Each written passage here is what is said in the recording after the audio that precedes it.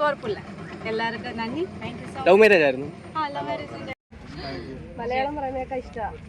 Thank you. വിവാഹത്തിന് ശേഷമാണോ മലയാളം പഠിച്ചത്? അതെ. ചേട്ടനാണ് പഠിപ്പിച്ചത്? ഞാൻ പഠിക്കുമ്പോൾ താല്പര്യം ഉണ്ടായില്ലായിരുന്നു. അപ്പോൾ അമ്മമ്മ പഠിപ്പിച്ചതാണ്. അമ്മയോട് ഇരുന്നിരുന്ന് പഠിച്ചത്. ഞാനും അമ്മ ജോലിക്ക് പോകുന്നതുകൊണ്ട് അത് രണ്ടിന് മാത്രമേ ഉള്ളൂ. ആദ്യം അംഗഭാഷയോടെയാണ് സംസാരിച്ചത്, പിന്നെ മലയാളം പഠിച്ചെടുത്തുള്ളത്.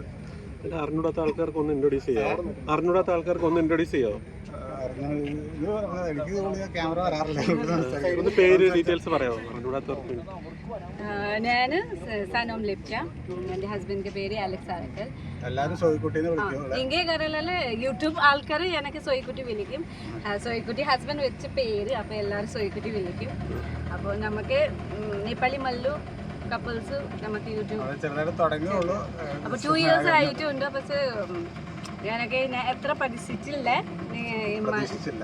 മലയാളി ആൾക്കാർ എത്ര, കേരളത്തിലെ ആൾക്കാർ എത്ര ഞങ്ങൾക്ക് സ്നേഹിക്കും. അപ്പം അങ്ങനത്തെ കുഴപ്പമില്ല.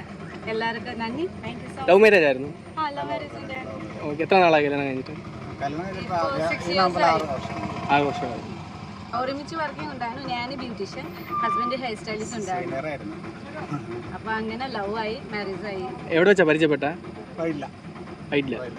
അവിടെ സലൂണിൽ പരിചയപ്പെട്ടു.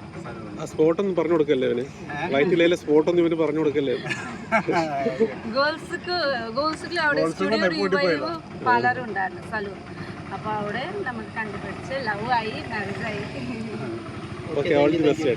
Thank you.